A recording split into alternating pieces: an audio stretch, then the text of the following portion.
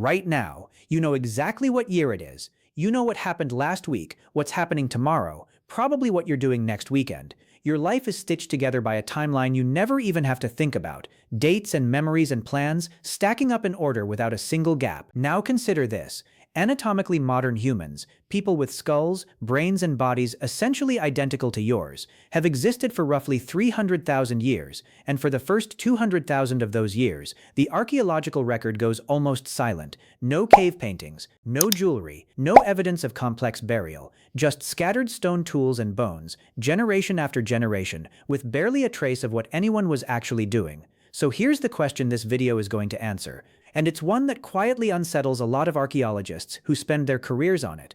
For roughly 100,000 years or more, with brains fully capable of everything yours can do, what were ancient humans actually doing, and why did they leave almost nothing behind? Start with the assumption most people carry around, usually without realizing they're carrying it, that human history is one long, steady climb, starting primitive and getting gradually smarter, generation after generation, until eventually someone painted a cave wall and civilization clicked into gear. That's not what the fossil record shows. The oldest confirmed Homo sapiens remains, discovered at Jebel Irhoud in Morocco, and dated in a landmark 2017 study led by paleoanthropologist Jean-Jacques Hublin, pushed the emergence of anatomically modern humans back to roughly 300,000 years ago. That's the physical body, brain size included, essentially finished. But the earliest widely accepted evidence of complex symbolic behavior, things like deliberate, sophisticated art, structured burial with grave goods, and technology requiring multi-step abstract planning, doesn't show up in force until somewhere between 50 and 100,000 years ago. That gap is not a rounding error.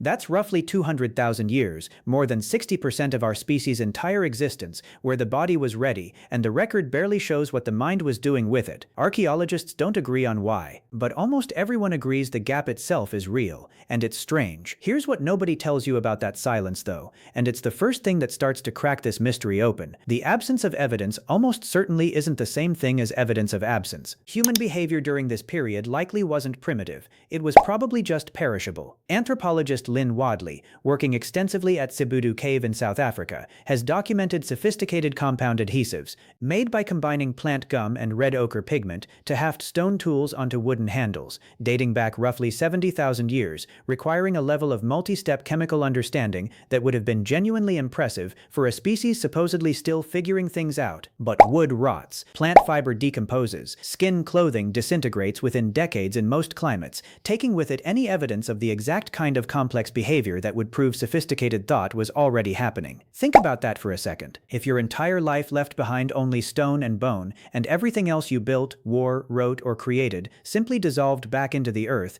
future archaeologists studying you 100,000 years from now might conclude you barely did anything either. But perishable materials don't explain the whole gap, because even accounting for decay, something does seem to genuinely shift around 50 to 100,000 years ago, and understanding what changed requires looking at the brain itself rather than just the tools it was using. This is where the story gets genuinely fascinating, because the leading explanation isn't really about intelligence increasing, it's about language, specifically, becoming something closer to what you use today. Researchers studying the FOXP2 gene, associated with complex speech and language processing, including work published by geneticist Wolfgang Enard and colleagues, have found that modern humans carry specific mutations in this gene not shared with earlier hominins, mutations that appear to be tied to fine motor control of the mouth and throat necessary for the kind of rapid, structured speech modern language depends on. Some researchers, including archaeologist Ian Tattersall at the American Museum of Natural History, have proposed that full syntactic language,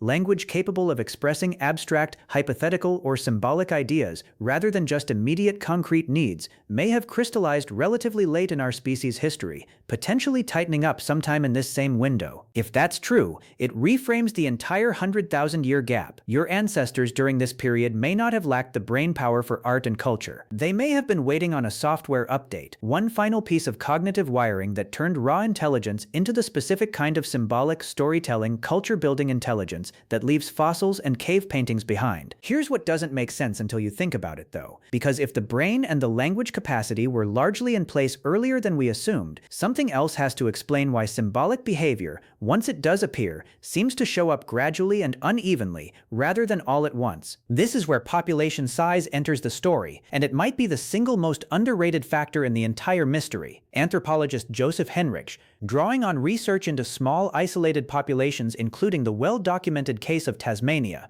after it separated from mainland Australia roughly 10,000 years ago due to rising sea levels, has argued that complex culture isn't purely a product of individual intelligence, it's a product of population size and connectivity, because complex skills, from tool-making techniques to symbolic traditions, require enough minds trading, teaching, and refining ideas across generations for that knowledge to survive and improve, rather than randomly disappearing when a single skilled individual dies without successfully passing it on. Genetic studies analyzing ancient human population bottlenecks, including research suggesting human populations dropped to as few as several thousand breeding individuals at various points during this era, indicate that early Homo sapiens spent long stretches of this 100,000-year window in small, scattered, vulnerable groups, exactly the conditions under which Henrich's research shows cultural knowledge is most likely to be lost faster than it can accumulate. Complex culture, in other words, might not have been a switch that flipped on once brains got smart enough. It might have been a fire that kept catching and going out, over and over, until population density finally reached a point where it could sustain itself long enough to spread. Now for the twist that should genuinely change how you think about everything just described, because it turns this entire mystery on its head in a single detail. Some of the very earliest evidence of clearly symbolic behavior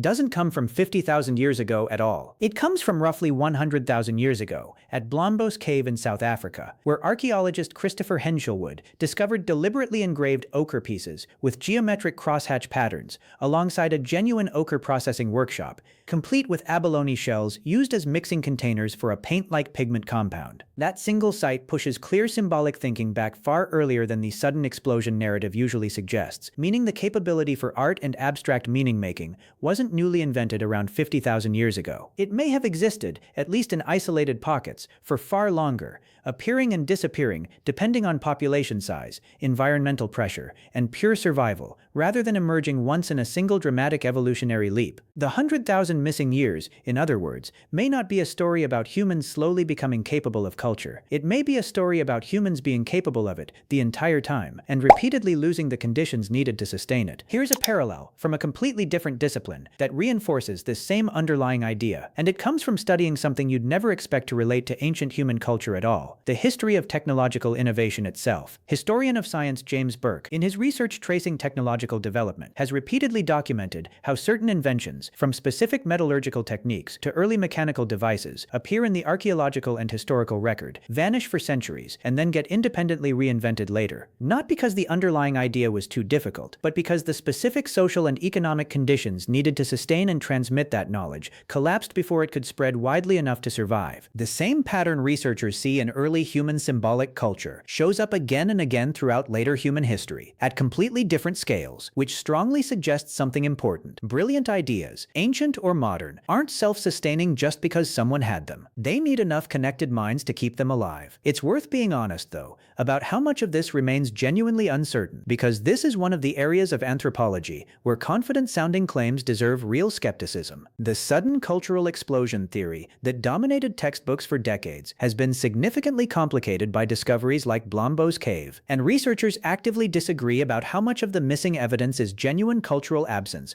versus preservation bias versus small population effects. And there is no fully settled consensus. What almost every serious researcher does agree on is this: modern human bodies existed for a very long time before modern human culture, in the form you'd recognize, consistently appears in the record, and the exact mechanism connecting those two facts is still being actively debated, refined, and occasionally overturned by a single new excavation. This isn't a solved mystery with a tidy answer. It's an open one, actively being rewritten by archaeologists right now. And that uncertainty is honestly part of what makes it so fascinating. So look at everything standing between a fully modern human brain and the culture-building species you recognize today, and look at what likely had to happen before that gap could close. The missing years came for the evidence itself, and the answer was that most of what people made simply rotted away, leaving stone and bone to stand in for lives far richer than they suggest. The missing years came for language, and the answer may have been a final, gradual tightening of the exact cognitive wiring needed to turn raw intelligence into shared symbolic meaning. The missing years came for population size, scattering small, fragile groups too thin to reliably pass complex knowledge forward. And the answer was simply time, and eventually enough connected minds to let culture finally catch and hold. And the missing years came for our own assumptions,